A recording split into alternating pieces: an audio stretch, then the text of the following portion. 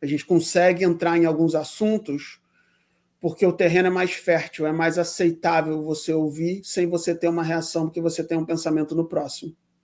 Por que eu vou tomar uma atitude que os meus beliefs podem ser agressivos para o outro? Olá, está começando agora o Brainscast, um podcast que conversa diretamente com profissionais brasileiros da área de marketing e comunicação que moram no Canadá. O Brains é uma organização sem fins lucrativos, inicialmente criada por 4 mulheres brasileiras, com o intuito de construir networking entre os imigrantes profissionais da área de marketing e comunicação. E se você chegou até aqui para ouvir uma de nossas histórias, seja muito bem-vindo. Eu sou Yoshiro e o episódio de hoje é muito especial. Na verdade, serão 2 episódios nos quais nós iremos conversar com o Elton Luz, um fantástico profissional brasileiro que passou por grandes empresas no Brasil como a Siemens, a Oi, Unibanco Santander.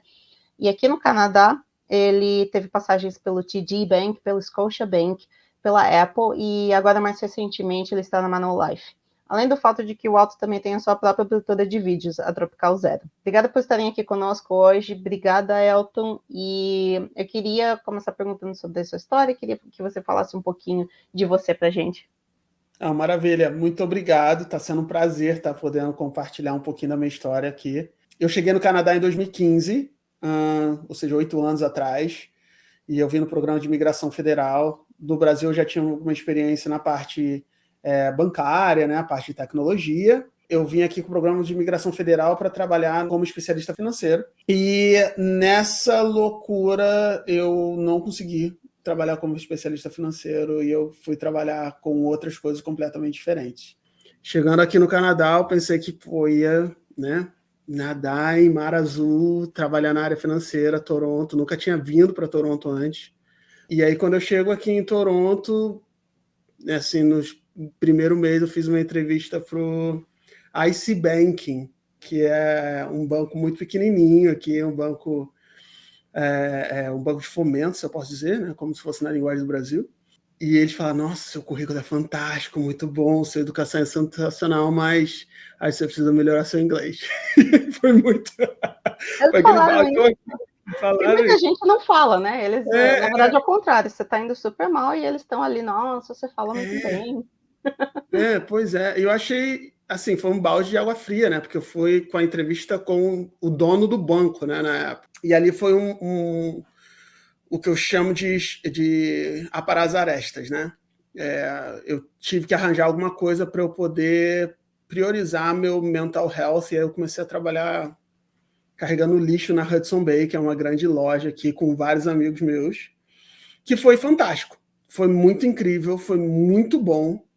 Era um trabalho que literalmente braçal, foi por alguns meses, acho que uns 2 ou 3 meses, e aí depois eu fui trabalhar no Scotiabank como teller, que é a caixa, que eu nunca tinha trabalhado tocando dinheiro na minha vida, se é com um banco, né? Eu nunca tinha trabalhado tocando dinheiro. E o mais interessante de trabalhar como teller foi eu poder ter contato com pessoas de background completamente diferente, como que vão ali ser atendidos no banco. E na maioria das vezes são imigrantes, pessoas que são um pouco mais idosas. Então o nível de paciência pode ser um pouco menor ou pode ser um pouco maior. As barreiras da linguagem. Então foi muito legal e o meu foco era o máximo contato de pessoas possível para eu poder melhorar o meu inglês o mais rápido possível. Então trabalhava como teller, saía de teller, comprei um carro, fui dirigir Uber, saía para dirigir Uber até de madrugada e ia no dia seguinte trabalhar como teller.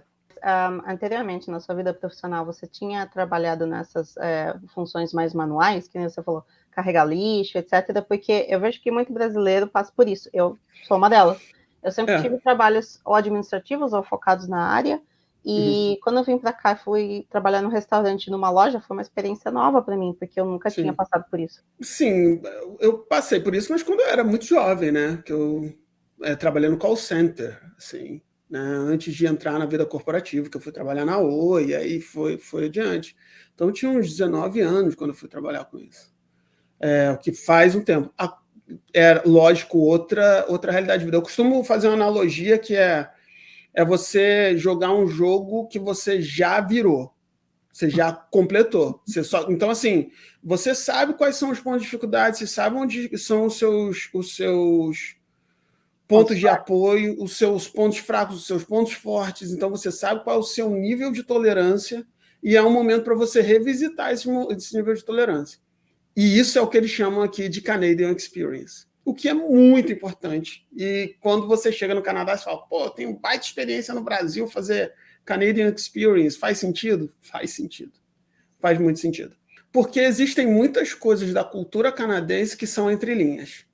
Que quando você vai para o mercado corporativo, se você não tem essa experiência canadense, você pode ter um problema seríssimo. Sério, e quando eu digo sério, é até mesmo criminal, dependendo do que for. Tem algumas coisas de nossa cultura do Brasil que aqui são totalmente intoleráveis. Por coisas que a gente chama e fala, nossa, por isso, coisa boba no Brasil. E aí entra numa outra layer aí. Que algumas delas a gente vai falar. Que é aquela coisa do tipo assim, caramba, será que era mesmo para a gente tendo tolerância com algumas coisas do Brasil? No Canadá vai te convidar a revisitar essas coisas aí. Às vezes o que acontece é que a gente revisita os valores e a gente descobre que a gente está tolerando as coisas erradas, né? Exatamente. A gente fala de tolerância, mas daí a gente tolera outras coisas, né? Exatamente. Mas volta um pouquinho para a sua história. Tá, aí vamos lá. E aí eu fui trabalhar como teller, que foi muito legal, trabalhando como Uber, né, depois do expediente. E aí eu tinha aplicado para trabalhar na Apple, na época, e eu fui convidado para a Apple, e ao mesmo tempo tinha sido chamado para ser Financial Advisor no Scotiabank na época. E fui para a Apple, né, lógico. Foi uma baita experiência fantástica, fiquei 2 anos na Apple, e depois uma grandíssima amiga que me convidou para fazer um processo seletivo no TD Bank, trabalhar na parte criativa e ajudar eles a criar esse time criativo com foco em videomaker, né? E aí eu fui pro TD Bank, que foi uma experiência fantástica, muito legal. E aí dentro do TD Bank eu fiquei 4 anos, passei por algumas áreas, né? Technology, depois eu fui para marketing e no final voltei para technology do TD Bank, era o TD Securities, depois fui para o TD Bank. E aí eu saí do TD Bank 7 meses atrás e estou hoje como diretor técnico criativo da Manulife, né, que é uma grande empresa de seguro aqui, muito legal também, muito, muito, muito legal. Um fato muito engraçado sobre vida corporativa é que no meu primeiro ano de TD Bank, eu ganhei uma premiação que 3% do banco ganha. E é uma premiação por destaque, por alguma coisa que você fez sensacional, assim, segundo eles. E eu fiquei muito surpreso, né? Quando me perguntaram, por que eu ganhei? Porque eles estavam perguntando, por que você ganhou, né, para as pessoas? Eu falei, não, porque eu salvei não sei quantos milhões, criei um projeto que fez isso, isso e isso. E eu fiz isso. E aí perguntaram para mim, por que você ganhou? Eu falei, não faço a mínima ideia. O que eu ganhei? Faço a mínima ideia. O vice-presidente na época riu e falou, Elton, uma das coisas é essa, que assim, você faz as coisas tão naturais, é tão natural para você fazer as coisas, você pensa tanto no seu time e tudo mais, e que isso é contagiante. E o segundo é que você mudou a forma de comunicação do banco. A gente comunica diferente hoje, e você deixa, e eu cuidava muito do CEO, né, do C-Level, e dos executivos mesmo, a comunicação executiva e de employee engagement, eles falaram, você mudou, gravar com você é muito mais confortável. E aí veio aquela coisa lá atrás, né? O cara que falou que eu não tinha um inglês, realmente não tinha, tive que revisitar e depois ganhar uma premiação porque eu mudei a forma de comunicação dentro do banco. Isso é uma coisa fantástica que eu vejo nos imigrantes aqui, é que como o inglês não é a nossa primeira língua, nós não vamos nos basear no inglês para ser nosso primeiro ponto de comunicação e conexão. Então, a gente usa outros artifícios, a criatividade, a empatia, o carisma, o sorriso, e isso daí é nosso. E aí o brasileiro aqui, se tiver a experiência canadense e tiver ainda essa coisa de maravilhosa que o Brasil, não só o Brasil, né, mas outras cada origem, cada país com a sua característica, que é maravilhoso isso no Canadá, principalmente Toronto, nessa diversidade. Nossa, é gostoso quando você embrace yourself, aí fica lindo. Sim, porque daí quando você consegue entender a cultura local, mais ainda utilizar a vantagem daquilo que você traz, que é uma coisa assim, é uma essência, né? Não tem nem como explicar direito. Você consegue traduzir isso, aí é o ponto chave onde você começa a crescer na sua carreira, especialmente na sua carreira criativa aqui no Canadá. Porque eu sinto que inicialmente todo mundo está inseguro, mesmo as pessoas que estão seguras acabam chegando aqui tendo um banho de realidade, às vezes.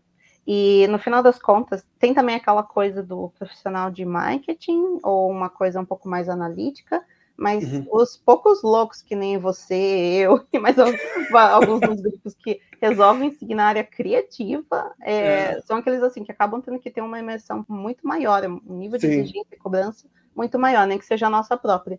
Mas daí quando você tem esses momentinhos, que nem quando você ganhou o prêmio, você olha para trás e, ups, é um tapa na cara assim, maravilhoso, um tapa na cara do seu mesmo, de sabe? Si mesmo. Contra outra pessoa. Não, a outra pessoa, o cara nem lembra de mim mais, sabe? Somos nós mesmos. A nossa capacidade, o ceiling mudou, né, de status. O teto mudou. Assim, aí a gente vê quanto a gente cresceu, né? O Canadá ele tem essa curva exponencial de crescimento. Eu cresci em 8 anos de Canadá, que é o que eu tenho hoje, o que eu possivelmente demoraria 20 anos para crescer no Brasil. Talvez, não sendo exagerando 20, talvez 10, 15 anos para conseguir chegar na posição que eu estou hoje. Acho que um bom tempo.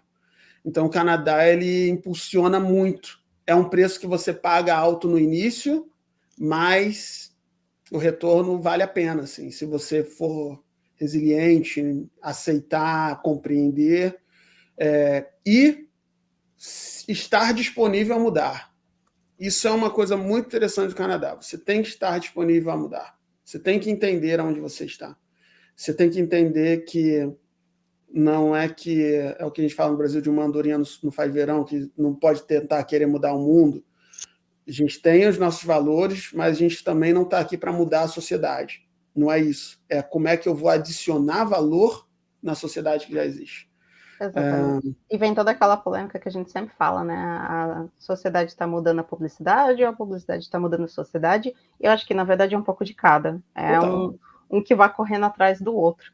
E quando você falou sobre essa questão de que você deu um salto na sua carreira em 20 anos, que talvez você, nesse tempo que talvez você demorasse 20 anos no Brasil, mas eu também fico pensando em toda a questão do cenário, inclusive especificamente sobre esse tópico de liderança e inclusão, que a gente está conversando agora, diversidade, acaba tendo o ponto de que o Canadá também está mais desenvolvido nessas matérias, né? Sim.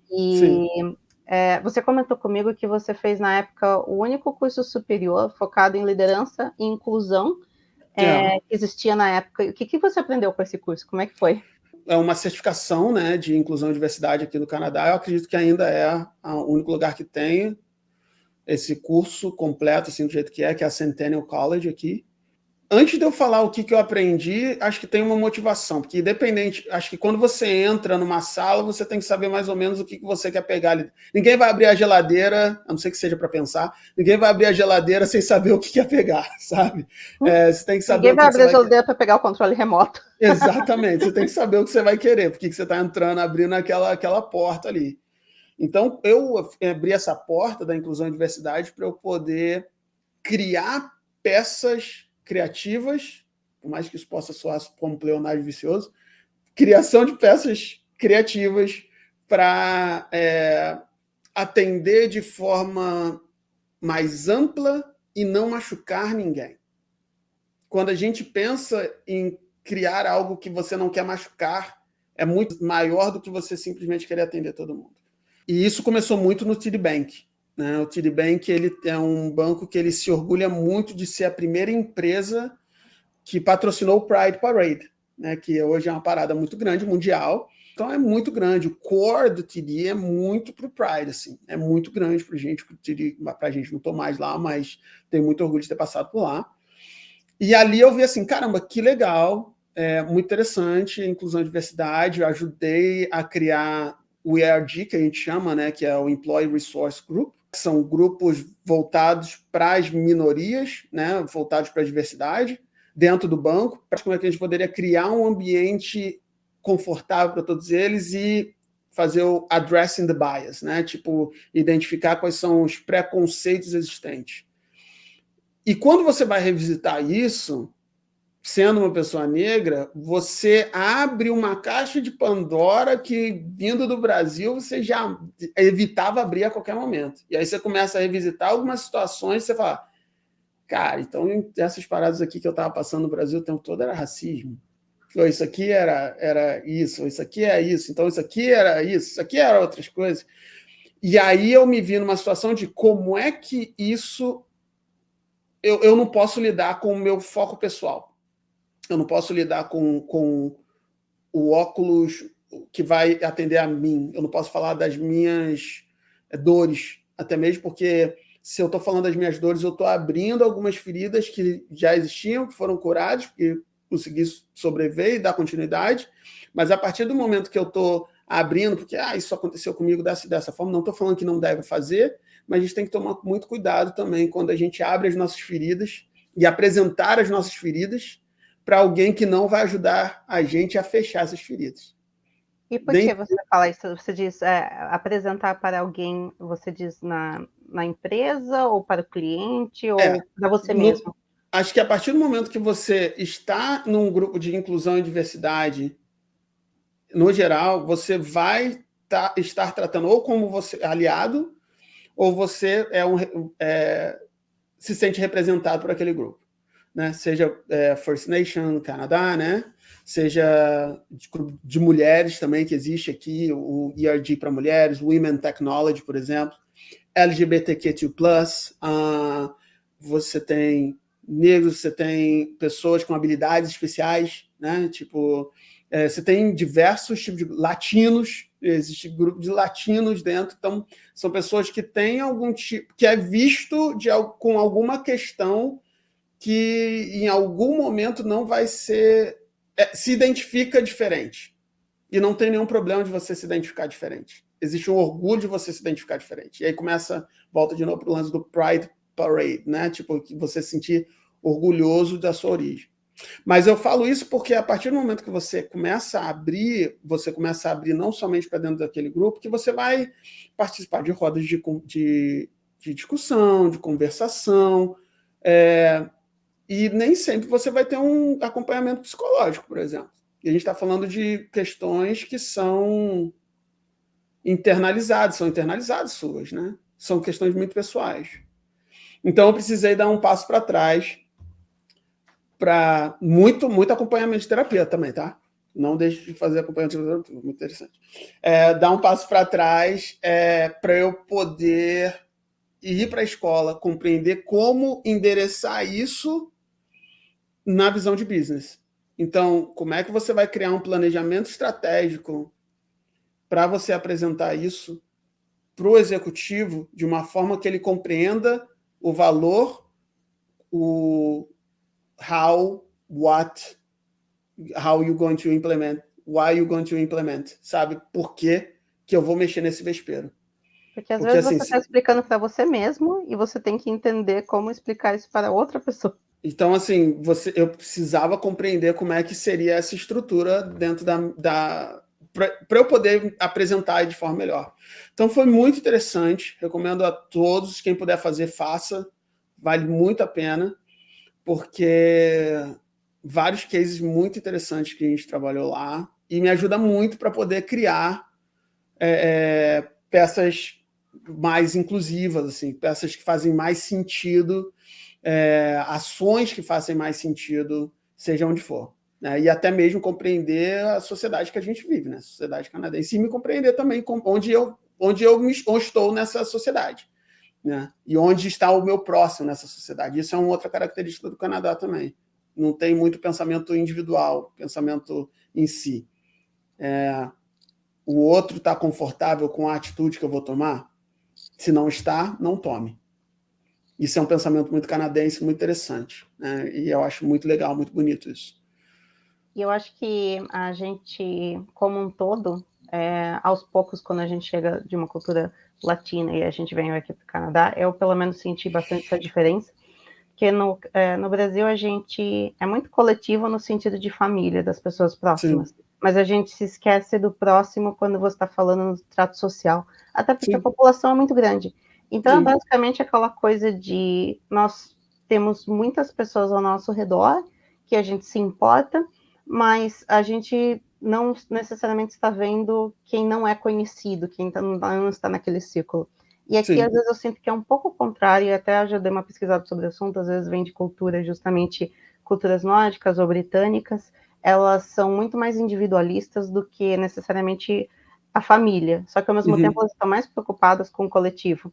Então, eu lembro que teve vezes em que, sei lá, eu via pessoas indo de porta em porta para fazer abaixo-assinado, porque aqui em Toronto, por exemplo, tem muitos condomínios sendo construídos, Uhum. lojas sendo demolidas.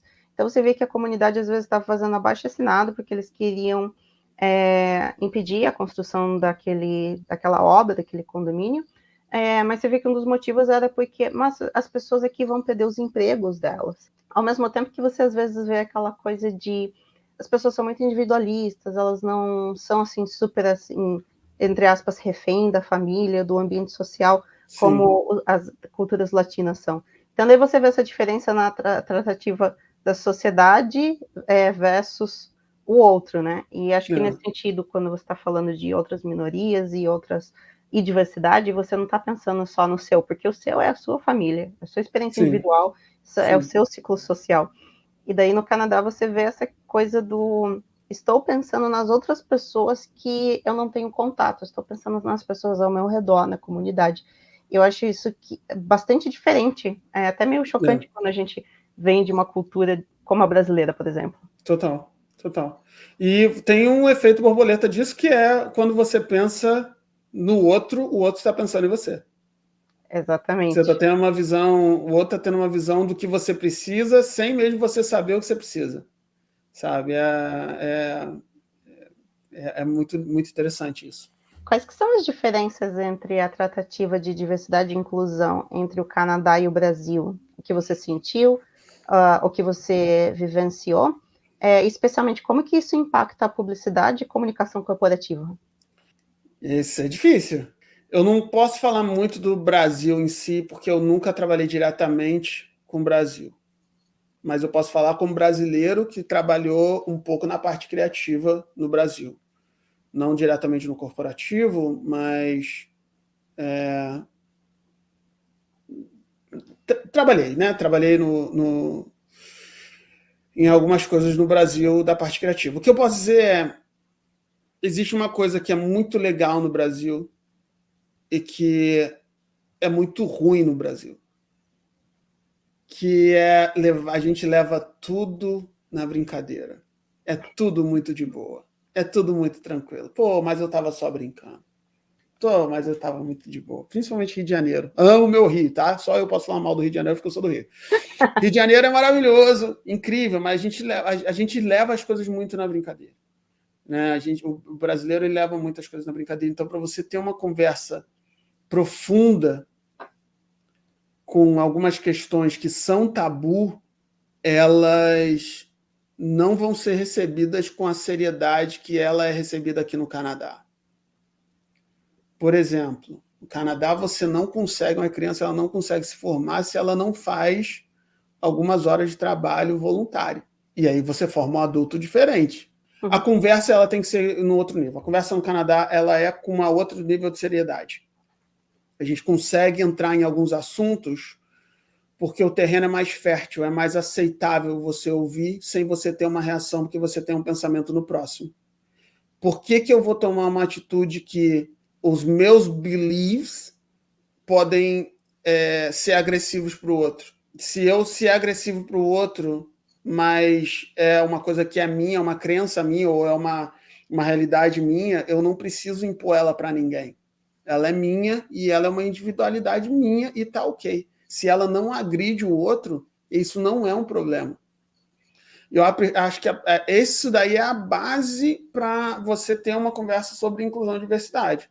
Você tem que compreender o que são os seus limites pessoais e onde é que são os limites pessoais do outro, sobre todas as questões. E aí entra vários layers, religiosidade, entra o layer da questão de gênero, entra o layer de como você tem a sua formação familiar. É bom lembrar que no Canadá, em Toronto especificamente, tem mais de 100 línguas, por exemplo, somente no serviço de emergência. Então, assim, a gente tem uma diversidade absurda, que é muito interessante, que você não vai ver em qualquer lugar. Então, acho que a conversa sobre como você tem isso na sociedade, isso, lógico, vai entrar no ambiente corporativo com muito mais facilidade. Você vai numa Starbucks para pegar um café e a pessoa que está te atendendo do outro lado, ela pode ser uma pessoa não binária, tranquilamente não binária, e você não vai ver ninguém destratando essa pessoa por isso. Isso é um caso real que eu achei muito interessante, uma fotografia linda que eu achei, tinha uma pessoa com burca dentro de uma Starbucks, burca, literalmente burca, uma outra menina que é amiga dela, que estava com uma vestimenta muito mais sem ser voltado para a religião, com pessoas não binárias sendo no Starbucks, uma mulher trans, um homem trans, uma pessoa não binária, e se comunicando, sorrindo, tipo, pegando seus cafés e trabalhando ali dentro do Starbucks, e a vida que segue. Não tem por que ter a agressividade e você achar que uma pessoa é menor ou maior. Então, quando você tem uma sociedade com essas características, é lógico que isso vai perpassar para o ambiente corporativo, porque o corporativo nada mais é do que um grande... as pessoas que estão ali dentro fazem parte da sociedade. Então, acho que quando o Brasil ele perceber que o outro pode ser quem ele quiser e isso não vai impactar quem eu sou, essa fragilidade de, se eu deixar outra pessoa ser quem ela quiser, isso vai me afetar e eu vou me tornar isso. Se você tem esse pensamento, acho que você tem que rever aí a sua base. Mas, assim, a partir do momento que você tem isso na sua cabeça, nossa, as coisas ficam muito mais de boa. Você começa a refletir. Então, algumas empresas no Brasil elas já têm essa mentalidade, o que eu acho muito fantástico. Eu vejo muitas empresas muito sérias tratando essa questão. Eu tive o prazer de fazer um trabalho muito legal para a Elsevier em 2 anos atrás, no Brasil, que foi sobre essa questão total de inclusão e diversidade. Foi muito interessante essa conversa com eles. Então, você vê empresas no Brasil tendo uma conversa séria. Itaú está tendo uma conversa seríssima nesse nível agora, no nível BBA, por exemplo, e outras empresas no Brasil estão tendo. E eu acho que é uma questão de tempo para as pessoas começarem a realizar que a gente vive numa sociedade plural. Acho que é uma questão de pensamento, organização e liderança, de como é que a gente identifica a nossa posição e como dentro de uma sociedade. É isso. Se a gente vive numa sociedade plural e a nossa empresa quer fazer parte dessa sociedade plural, aí a conversa é outra. Não sei se respondeu a sua pergunta. Respondeu, e respondeu super bem. E eu acho que isso acaba me trazendo várias lembranças também, exatamente o caso que você falou. Eu lembro que em 2015, primeiro ano que eu estava aqui no Canadá, logo no comecinho, ou 2016, estava tendo a Pride Parade, a Parada do Orgulho aqui. Só que, para quem não é muito familiar, algumas religiões, especialmente a religião muçulmana, elas têm um período do ano em que elas fazem jejum durante o dia. E daí você acaba tendo o dia do Ramadã, que é a principal celebração ao fim desse período.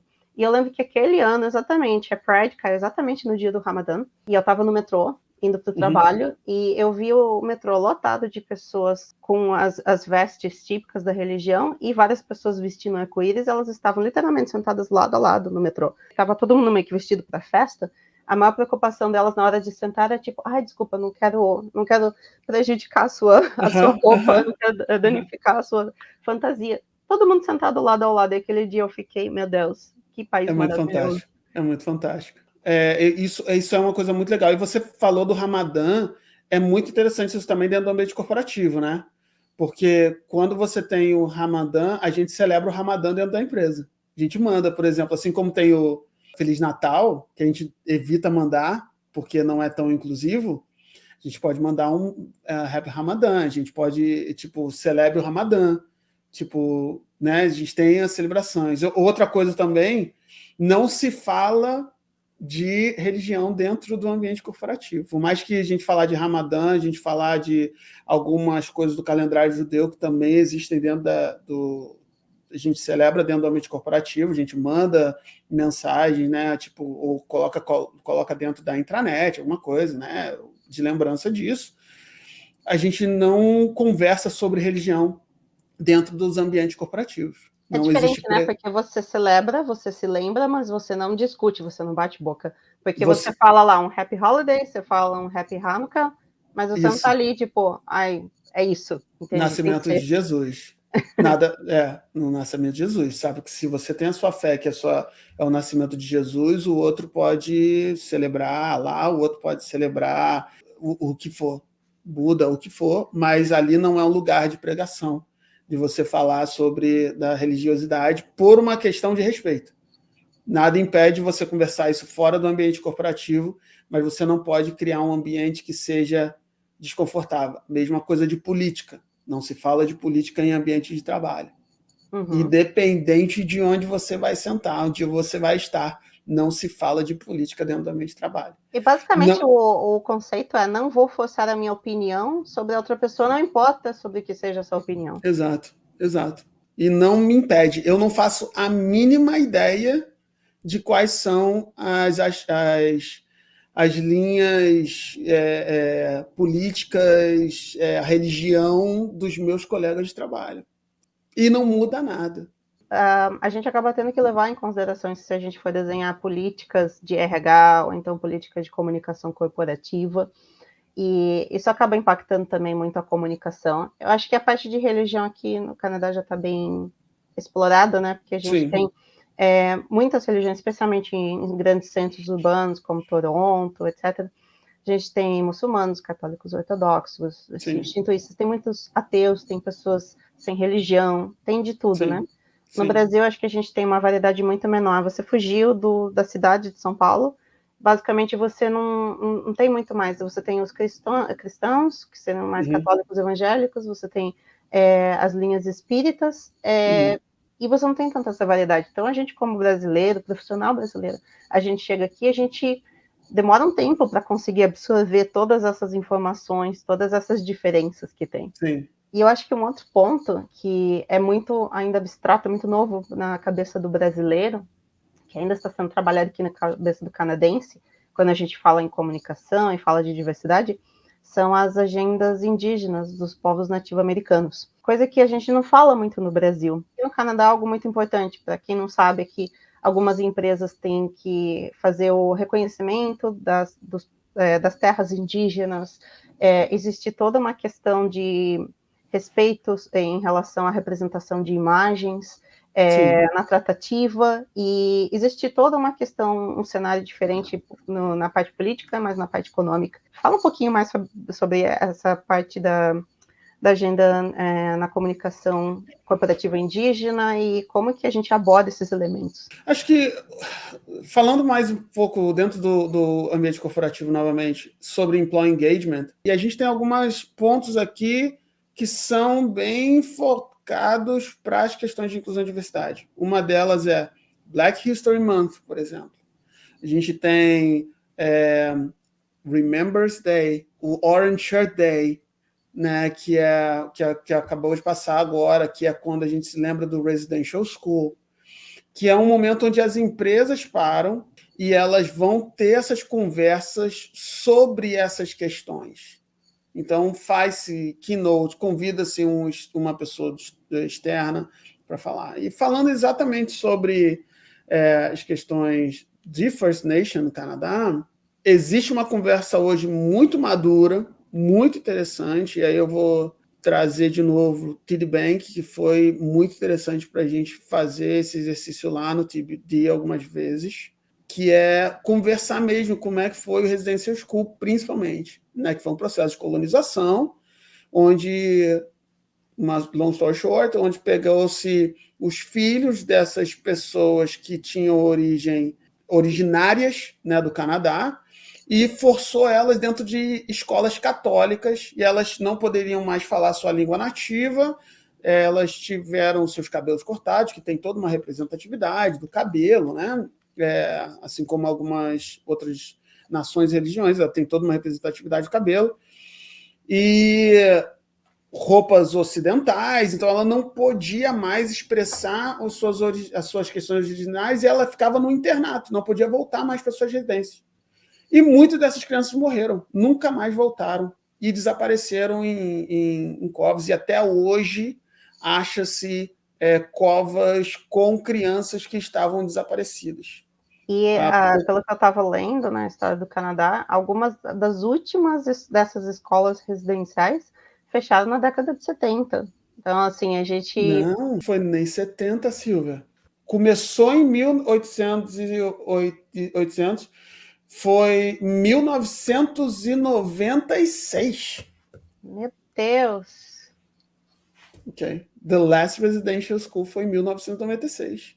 Eu achei Então, que assim, 96 foi quando eles descobriram os primeiros túmulos. Não, 96 é muito recente. Então é uma história muito viva que causou muitos problemas. Então hoje as empresas elas têm uma conversa muito séria sobre os impactos desse pensamento colonial de você sobrepor a cultura do outro e você querer impor a cultura.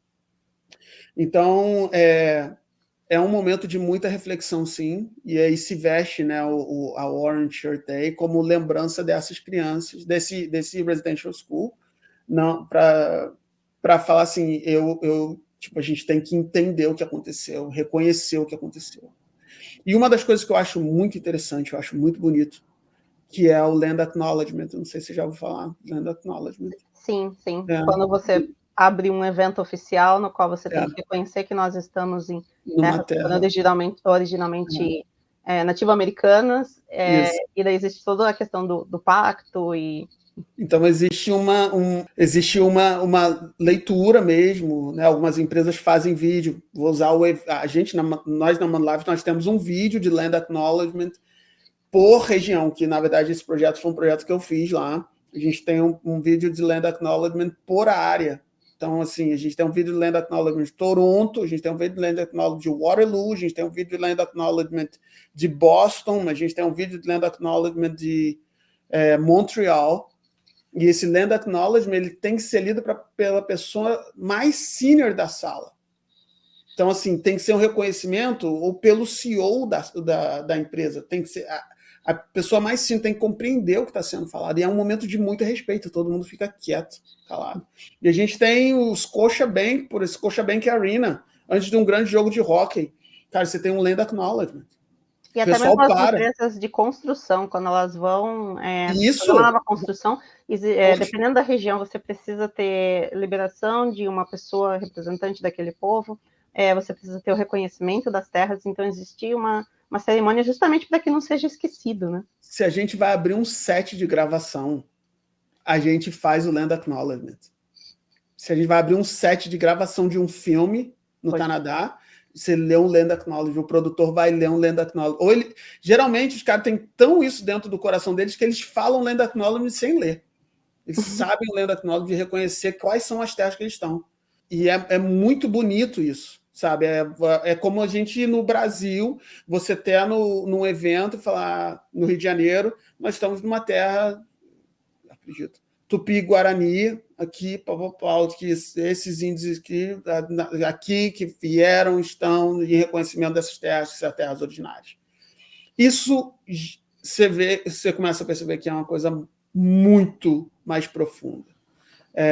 Então existe um respeito muito grande e além disso existe toda uma proteção sobre os povos originários aqui. Existem ainda as terras que são dos First Nations aqui, que a terra deles, né, que é a área área deles mesmo, né, que eles têm a própria questão econômica deles lá e tudo mais, que cada região, não vou nem entrar muito nesse detalhe. Tenho certeza que tem muita gente que está ouvindo o podcast agora que talvez esteja no Brasil ou é recém-chegado e ainda não está familiarizado com essas questões.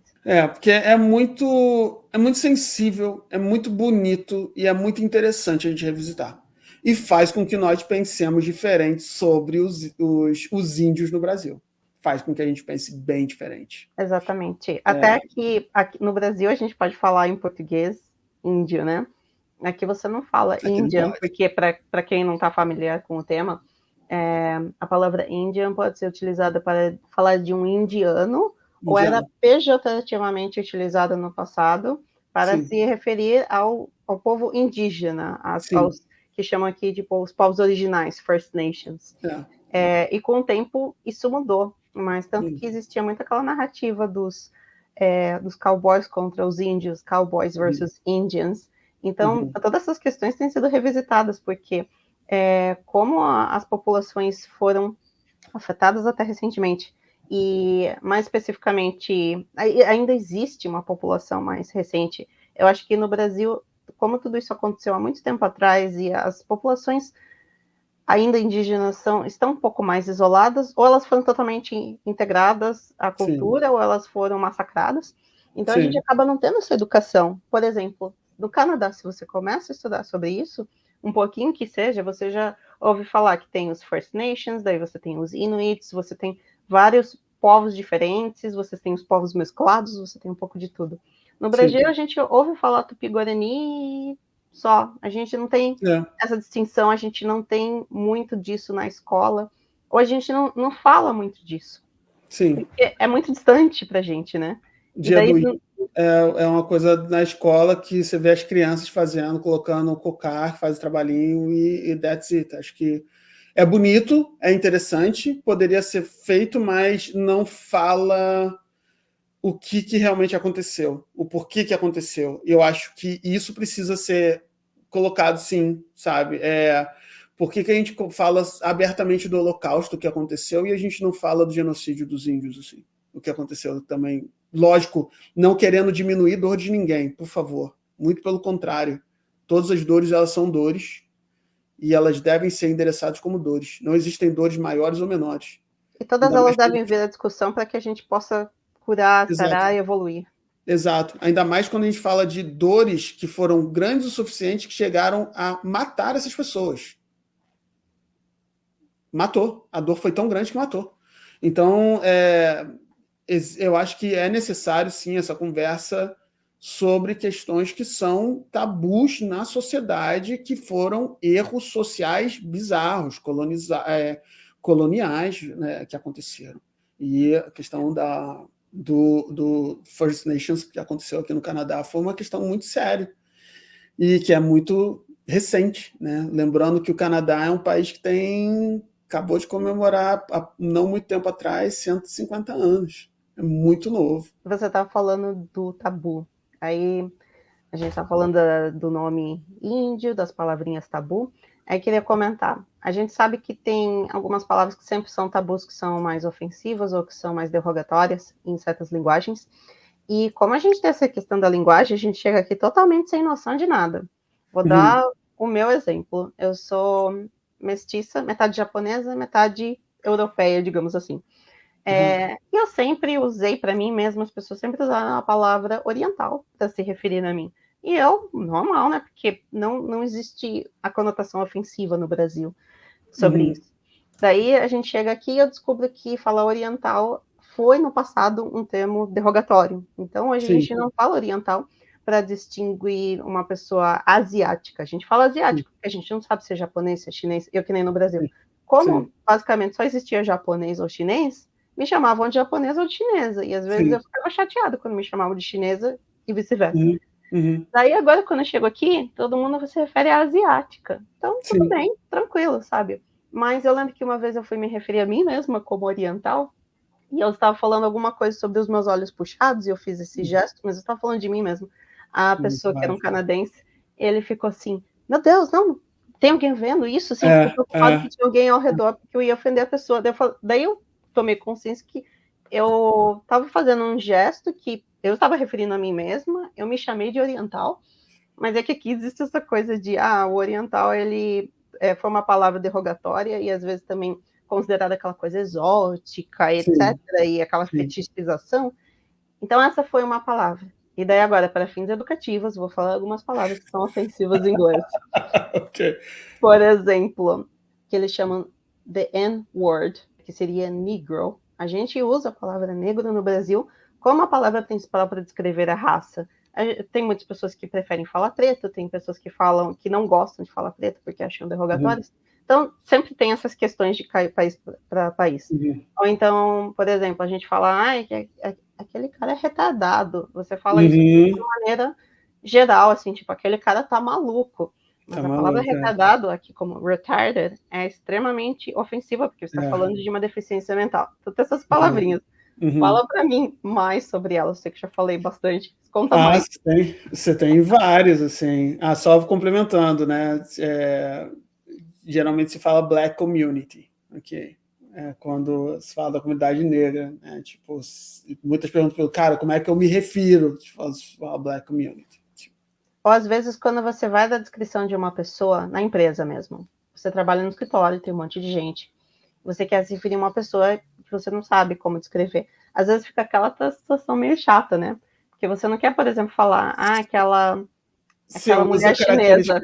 Você fala, aquela moça de cabelo marrom, de óculos. Totalmente genérico. How the clothes that you were using, the tall she has one. like this hairstyle, like this. Yeah, a little bit short one, the short one. Yeah, like a tall one. Outra coisa. A preocupação de você não caracterizar a pessoa é que você pensa, né, 2 vezes. Uma coisa que não se fala aqui, tipo, pessoa gorda que se fala no Brasil, não existe isso aqui. Fat person, meu Deus, não existe isso. E o que não é um problema, até mesmo porque não é um problema, a pessoa pode ser o corpo que ela quiser. Então não fala. Tipo, é uma característica que você não vai falar.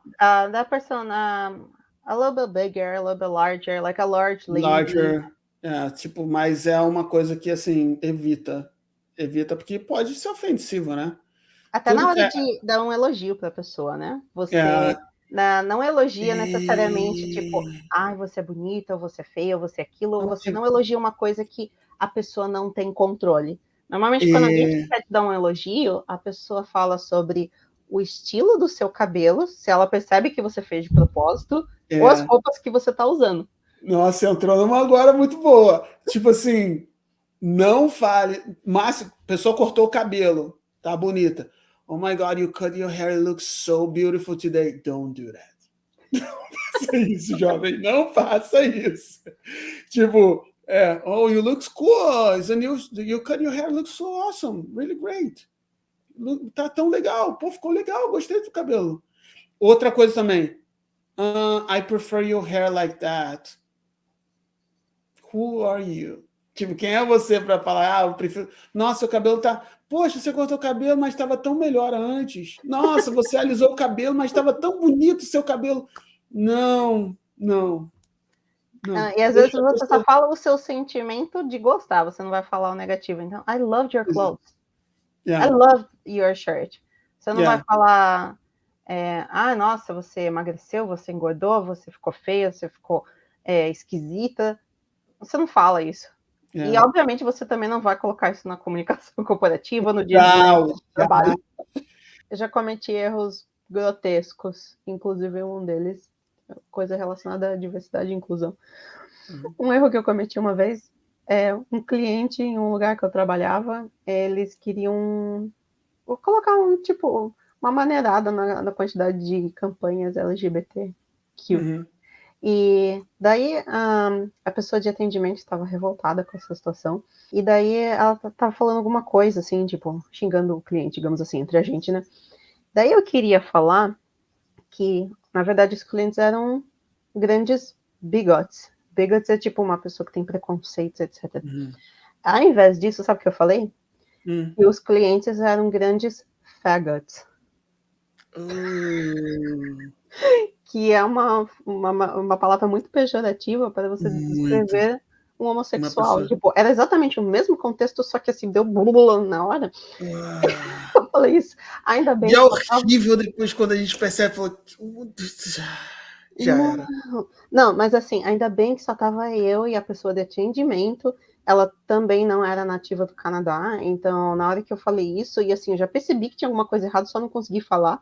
Daí ela virou e falou, Did you mean bigots? Eu falei, é isso mesmo. Ai, meu Deus, que vergonha, fiquei vermelha, roxa. Mas... Acontece. E aí acontece. Vou nem entrar no podcast aqui de novo, que entra no lance de você ficar travado, é melhor não falar nada, né? Que é outra linha também, que precisa ser conversado aí, isso é uma conversa para outro podcast. Tipo, de você se travar, é melhor você não falar nada para não falar besteira. Muito cuidado com isso também. Até a gente encontrou o equilíbrio ideal, né?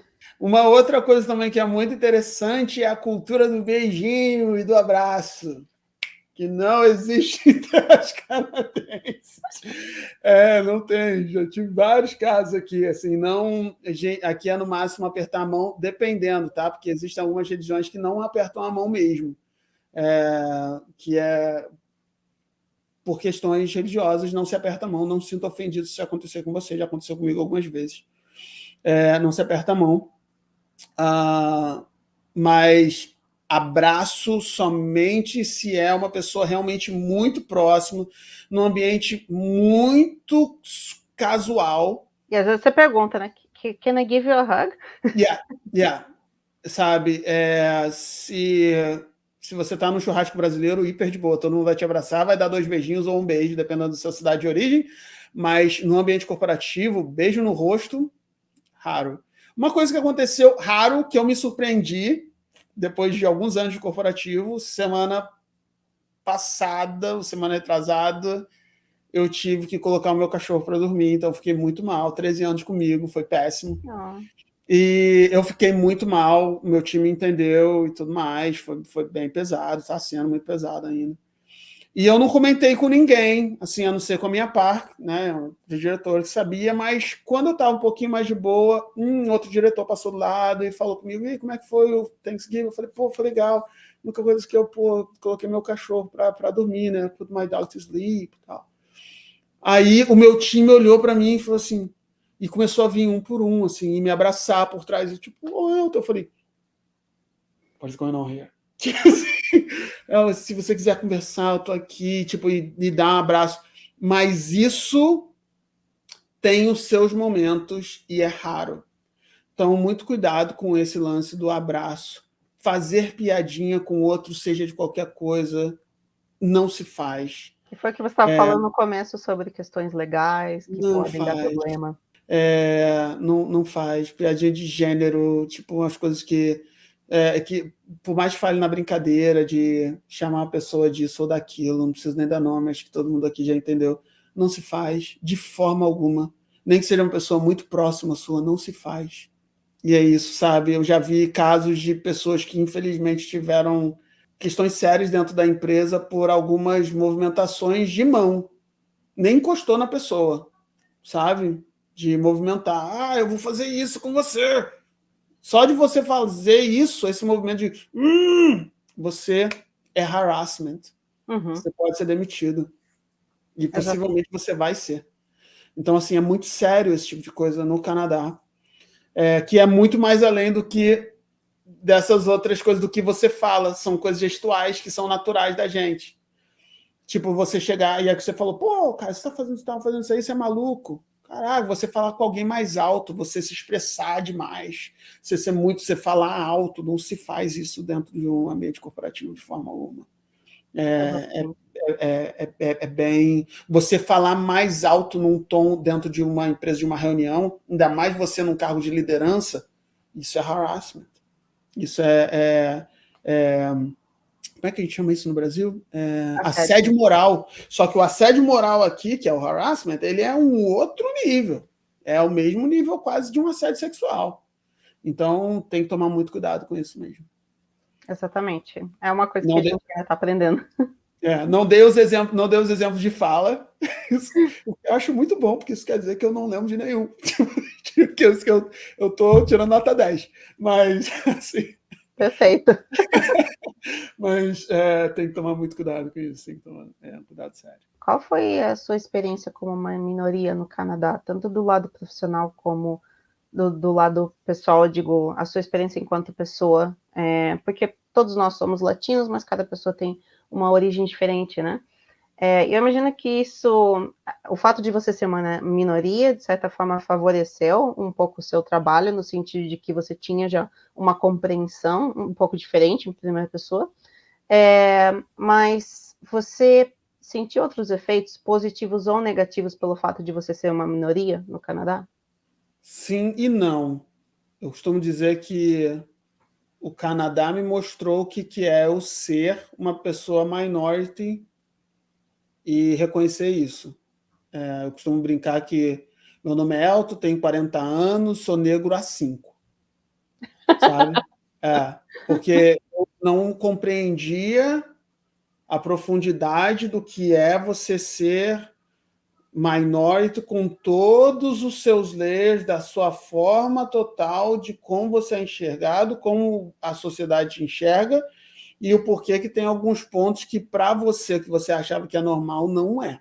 Tem várias nuances aí que mudou, sim, é diferente. Se ajudou ou não ajudou, eu não sei, eu não acredito que ajudou. Eu não acredito que ajudou. O fato de você ser imigrante, você vai ser visto já diferente no ambiente de trabalho. A gente está falando que uma sociedade canadense onde a maioria, é raro você encontrar um canadense. É raro você encontrar um canadense. Tipo, terceira geração canadense é raro. A maioria das pessoas que você vai lidar, ou os pais eram imigrantes, são a primeira geração de canadenses, ou essa pessoa é imigrante, ou é a segunda geração nascida no Canadá. Então, em alguma forma ou outra, essa pessoa que vai lidar com você vai entender sobre alguns struggles que você vai estar passando como um newcomer, né? Uma pessoa que acabou de chegar no Canadá. E isso, lógico, vai gerar empatia. Sabe que é difícil o primeiro emprego, sabe que é difícil algumas adaptações. Essa pessoa ela vai ter mais tolerância com você, essa pessoa ela vai te ouvir mais, essa pessoa ela vai ser mais tolerante com o seu inglês, ela vai ser mais tolerante com o tipo, não estou conseguindo compreender o que você está falando, é isso daqui que você está querendo dizer, é Mais isso daqui, paciente. mais paciente. Então, isso o que facilita depende, aí eu vou entrar para responder essa pergunta, depende de quem você está lidando. E aí eu estou falando de empatia, depende de quem vai ser seu chefe, depende de onde você vai estar, tudo vai depender do ambiente que você vai estar inserido. Eu acho que a minha experiência como uma pessoa minority no Brasil e minority no Canadá faz com que eu tenha um layer diferente de empatia. Eu posso dizer assim, sabe? Eu acredito que eu tenho um pouco mais, eu compreendo que existem algumas coisas que podem vir a acontecer com essas pessoas, e eu faço mentoria muito para aqui tem o BPTN que chama, né? Pessoas negras na parte de tecnologia, e eu sou um dos mentores lá. São pessoas sensacionais, geniais, que já sofreram racismo. Não vou dizer que não sofri racismo, já sofri racismo do ambiente de trabalho, tá? Aqui no Canadá. Pesado, muito pesado. Que abate, que machuca, que causa depressão. Já tive isso aqui no Canadá. Não é um ambiente que a gente pode falar que é vanilla, né? Que é hiper tranquilo, não vai acontecer nada, você vai ser respeitado. Não, você vai ter pessoas que vão ter bias e vão fazer uma decisão baseada nos bias e vai achar que você é isso, aquilo ou aquilo. Mesmo no ambiente corporativo, mesmo você sendo fantástico, não estou falando que eu sou, mesmo você sendo uma pessoa fantástica, você vai sofrer o racismo, sabe? Vai sofrer em algum momento. Porque a gente está, de novo, numa sociedade plural, cada um com as suas referências, cada um com a sua base, com as suas crenças e com as suas formas de enxergar o mundo, mesmo numa sociedade canadense. E até mesmo as suas dores, né? Que ainda existe, às vezes, muito aquela competição da dor, quem tem mais dor. Exato. Aí volta aquela questão da dor. A dor é dor. Não tem que ficar. Não é uma competição de dor. É uma competição de cura. Como é que você vai criar uns ambientes onde todos vão estar se sentindo safe, sem ser machucados? É isso. É onde você vai estar criando um ambiente onde todos vão estar seguros, sem ter paredes espinhosas, onde você tem que ficar na sua cadeira, porque se você mexer para o lado, você vai ter um espinho que vai te machucar aqui. Isso não é um ambiente saudável, isso é um ambiente tóxico. Então, como é que a gente cria esses ambientes safe? E aí você tem que tirar tudo que pode ser espinhoso, inclusive aquele coleguinha que está ali sentado do seu lado, que está espinhoso. Então, cara, se ele quer ser um espinhoso, você pode ser, mas, cara, infelizmente eu vou ter que colocar aqui uma espuma em volta de você, só para você não machucar ninguém, beleza? Mas você pode ser você. Então, assim, como é que a gente vai criar e tratar essas pessoas? Tratar esse ambiente plural. Então, mas voltando sobre a questão de ser minority no Canadá, eu tive muito apoio de muitos mentores, que também são minorities, que de alguma forma ou outra, outros que a gente chama são allies. Então, eu tive mentores fantásticos, assim, fantásticos, no TD Bank, que começou com essa cultura de mentoria, que são meus mentores até hoje, e são pessoas que me ajudaram a navegar no ambiente corporativo, com uma visão executiva, para que eu possa navegar sem me machucar, sabendo onde seriam os pontos. Pensa como você está descendo um rio de rafting, sabe? Você tem ali um cara que está falando na sua frente, mó barulheira, você está ali tentando passar sobre aquela barreira, aquele barulho de água, você navegando, até tipo água turva, tal, aquela loucura, e tem um cara ali na frente. Vai para a direita, porque tem uma pedra ali, você não está vendo. Você tem que acreditar nesse cara, vai para a direita. E você vai entender depois o porquê, se você fosse reto, você achando que na velocidade que você estava ia ser o melhor para você, reduz, calma, pausa e vai para a direita. Porque se você for nessa velocidade que você está, você ainda não está preparado para descer esse rio que você está descendo. Entenda o rio, compreenda, saiba onde você está, para que você não se machuque. Então, esses mentores me ajudaram muito, porque eles já se machucaram. Eles sabem como navegar nesse rio.